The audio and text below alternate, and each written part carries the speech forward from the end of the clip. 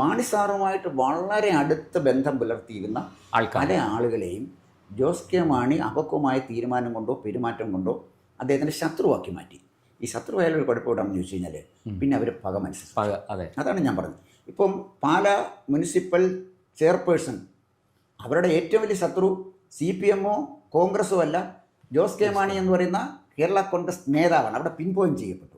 അതാണ് ഞാൻ പറഞ്ഞത്. വ്യക്തിപരമായി ടാർഗറ്റ് ചെയ്യും. ആ വ്യക്തിപരമായി ടാർഗറ്റ് ചെയ്യപ്പോൾ അതിനെ മറികടക്കണമെങ്കിൽ അതിനുള്ള കഴിവാണ്. ബിജു പുളിക്കൊക്കെ പിന്നെ BJP-കാരനാ, അയാൾക്ക് കൊടുക്കാൻ പറ്റില്ല, നിങ്ങൾ വേറെ ആളിനെ കൊടുത്തോളൂ, ഞാൻ ജയിപ്പിച്ചു തരാം എന്ന് പറയാൻ കഴിയുവേണ്ടേ?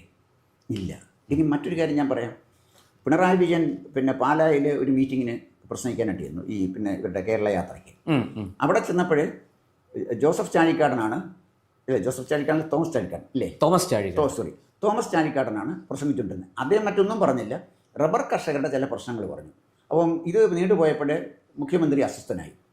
വളരെ വെളറിയെടുത്ത് റോഷി അഗസ്റ്റിനും ജോസ് കെ മാണിയും എന്ന് മഹാപരാധം ചാഴിക്കാടൻ പറഞ്ഞതുപോലെ നിർത്ത് മുഖ്യമന്ത്രി നിർത്താൻ പറയുന്നു. ഒരാൾ പ്രസംഗിച്ചുകൊണ്ടിരിക്കുക, MP ആണ്, അയാൾ പ്രസംഗിക്കാൻ അനുവദിക്കണ്ടേ? അദ്ദേഹത്തിനെ കൊണ്ട് അവിടെ ഇരുത്തി മുഖ്യമന്ത്രി പ്രസംഗിക്കാൻ തുടങ്ങിയപ്പോൾ അദ്ദേഹം ജോസഫ് ചാഴിക്കാടനെ പിന്നെ ബോധമൊന്നും ഇല്ലാത്ത ഒരാളാണെന്നുള്ള മട്ടിൽ മുഖ്യമന്ത്രി പ്രസംഗിക്കുകയും ചെയ്തു. അപ്പം ഇത് കണ്ടാൽ ഈ പാലായിലെയും ഈരാറ്റുപേട്ട തൊടുപുഴയെയും ക്രിസ്ത്യാനികൾ എപ്പോഴും അവർ പ്രകൃതിയുമായി ഫൈറ്റ് ചെയ്ത് നേടിയ ആളുകളാണ്, നല്ല കൃഷിക്കാരാണ്.